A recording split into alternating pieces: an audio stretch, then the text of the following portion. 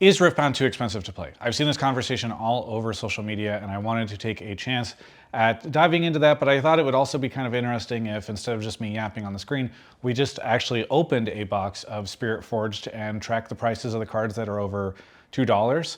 And so that's what you're gonna see on screen. Riot did give me this box. I know that from social media, there's a lot of pushback from folks who get frustrated when they see a creator get a box for free because they feel like, hey, they weren't able to get one maybe at their LGS or something like that.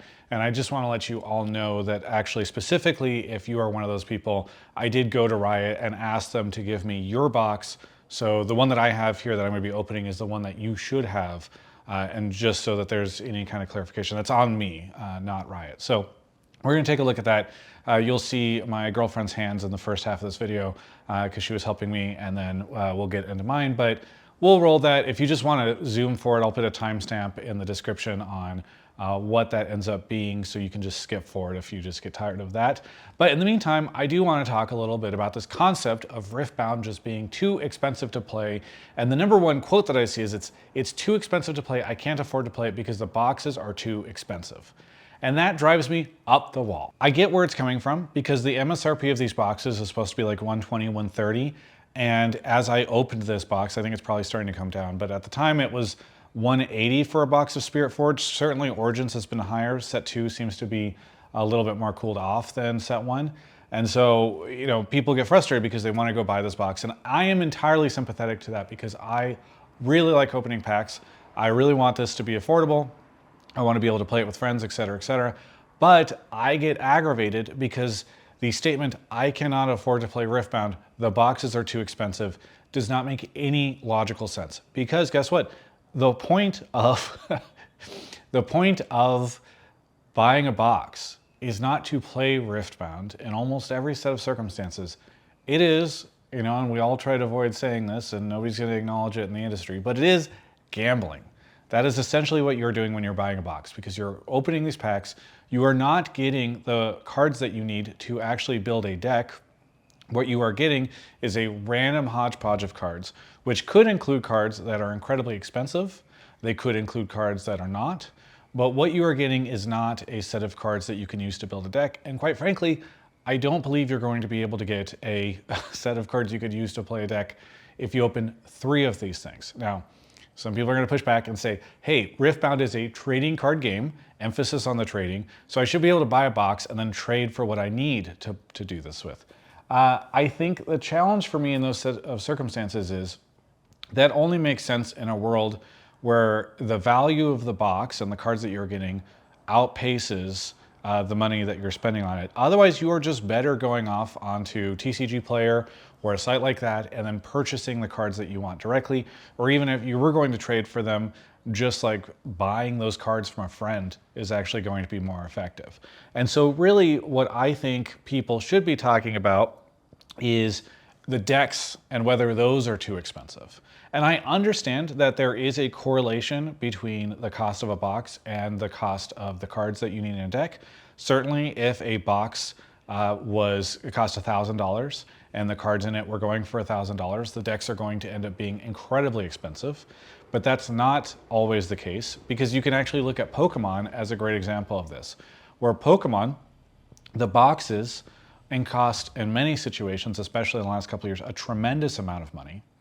But on the other hand, the decks become incredibly efficient to purchase, because what is happening is people are mostly buying the box for the purposes of gambling, for trying to find something they want. Collectors are just trying to get, like, you know, the Espeon that I think is one of the chase cards in recent years. They are not necessarily going and taking those cards to play with. On the other hand, you do have games like Magic the Gathering, where a lot of the push to get cards and the cards that end up being very expensive are the ones that become incredibly playable or very fun if you're playing Commander or something like that. And so the sort of strength of the card from a gameplay perspective, or the enjoyment of the card from the gameplay perspective, is what is driving the cost of these boxes. And so it's linked in more of a direct way. So in Riftbound, I think we are admittedly closer to a Magic the Gathering situation than we are with Pokemon. However, what I will say is, I think that if you look at Spirit Forged right now and you see that these boxes are going for more than the MSRP of what they should be. I personally believe that a lot of that is being driven by the chase to get these beautiful overnumbered cards. Everybody wants the Ari that is signed.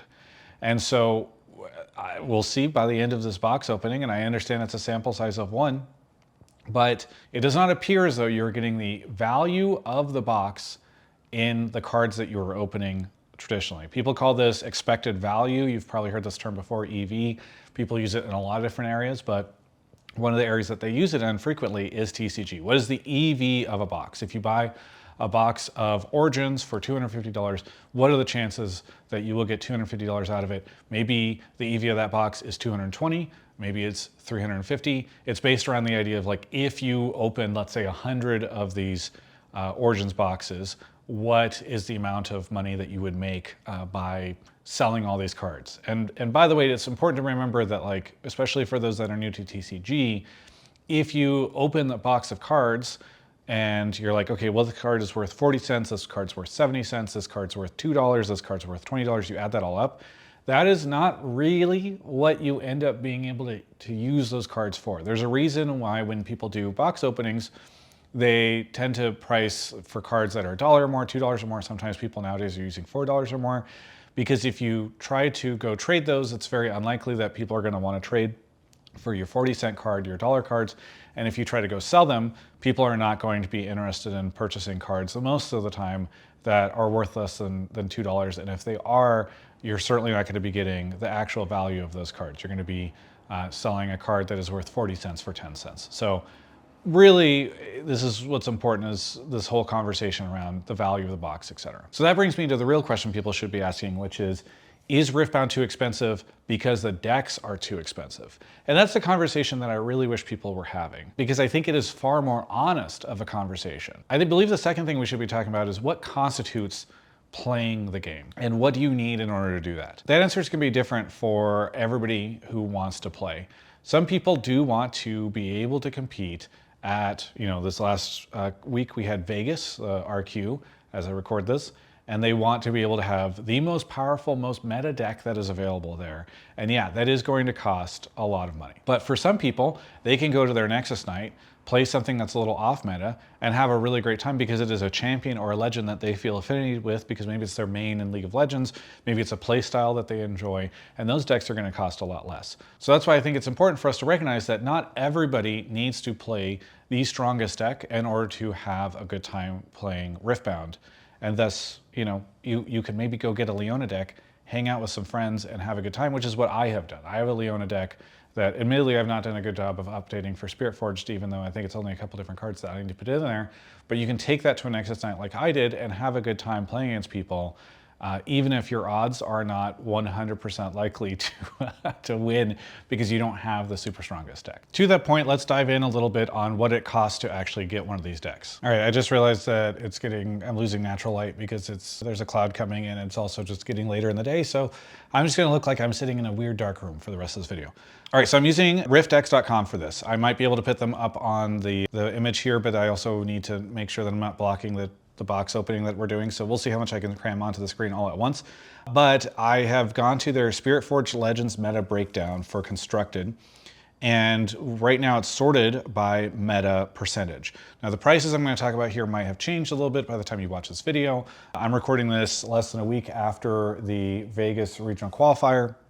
So, that's kind of where we're at. I'm going to sort this by the meta percentage. So it's not necessarily sorted by the most expensive deck, but I'll tell you where we're at for, like, let's say the top 5.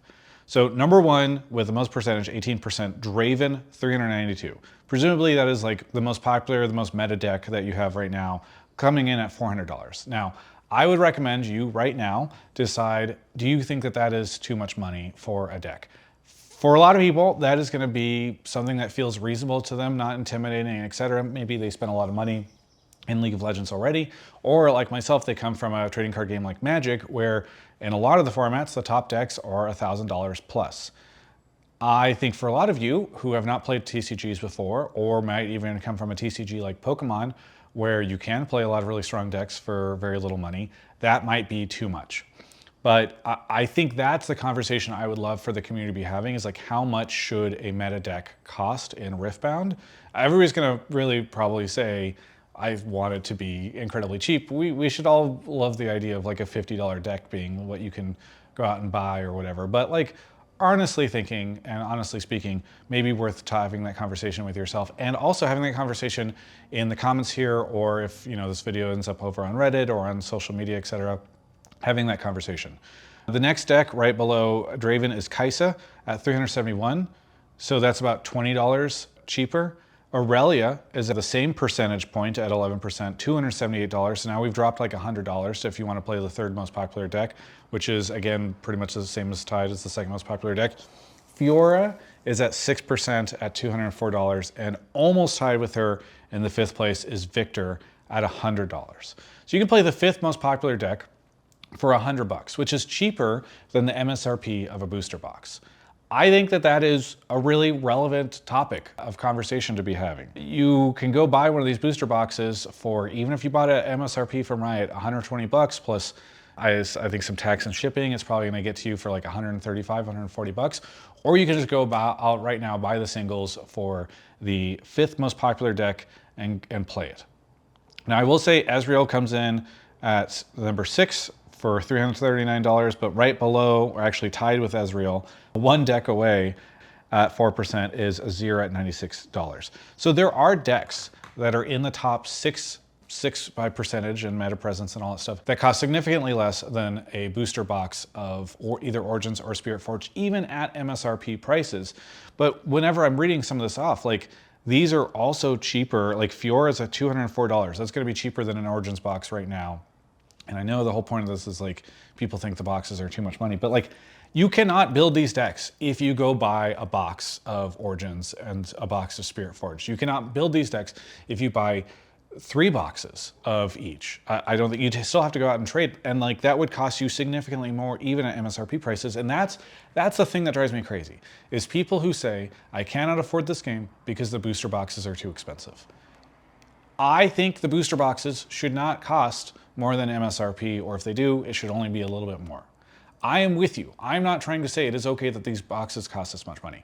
However, what I am saying is be honest when you talk about this stuff and say the booster boxes are too expensive for me to afford to gamble on them. If more people start to have this philosophy of like, I'm not gonna go buy booster boxes, the booster boxes will come down. Because the EV of these boxes, from what I can tell, is much lower than the cost that they are going for, which means if people are mostly only opening them for the, like stores are opening them to sell singles because people switch to wanting to buy singles for all that stuff, then we're gonna be in a much better place. So my whole point in all of this stuff is just to like have an honest conversation, because I think we probably scare a lot of people away from being able to play this game when we keep pretending that the cost of a booster box is the cost of entry to get into this game, or that by buying one of these booster boxes that you're going to be able to play the game. All right, now it's got completely dark in here, so I think we're just going to fast forward to the end of this, or rather we're not gonna fast forward, I'm gonna disappear. The rest of this box opening is going to play, and then I'm gonna meet you at the end when we have the final price, and I'm going to react to it.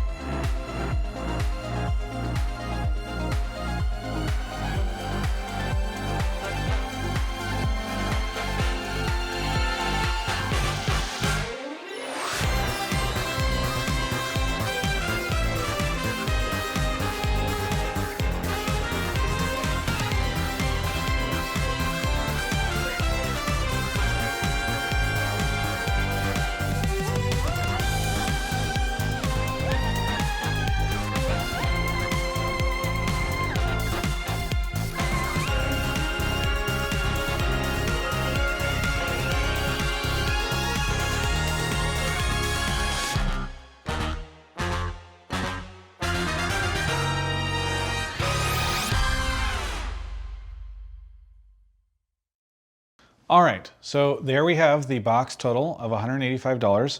We came in just shy of 120, so we ended up pretty much close to what the MSRP of the box is. But it's really important to note that the Ezreal, which at the time I did not realize it was going for that much, and that's why we didn't sleeve it. The Ezreal was what saved us. If we had not gotten that Ezreal, we would not be anywhere close to getting the value of the Spirit Flourish box. So like, I know this is the thing that everybody says in every other game, but go buy singles. Travis here from the future, and I just discovered that my audio died right here because I loaned the lavs to somebody and they did not charge it before they gave it back to me, so that's unfortunate, but it's fine because that was basically it. After that, I just said the whole subscriber, join and subscribe to the channel thing. The one thing I need to add now that I didn't say in that, which was that there is actually a reason why you need to buy boxes in order to play the game, which is, quite frankly, my favorite way of playing Riftbound, which is either sealed or draft, because you need packs, assuming that you're not doing some sort of cube thing. I know a lot of you probably don't even know what a cube thing is, but the whole point is yes, if you want to do the sealed version of Riftbound or a draft version of Riftbound, which both got released, you actually do need the boxes, which is why I want the boxes to get cheaper, because I want to be able to do sealed and draft with friends. So that's the one caveat here, but like the vast majority of people who are saying that it is too expensive to play Riftbound are not talking about sealed or draft, and also, even if they are, then they're not being ingenuous, and they're being disingenuous, because you can still play Riftbound even if you're not playing sealed or draft. Anyway, subscribe to the channel. Bye.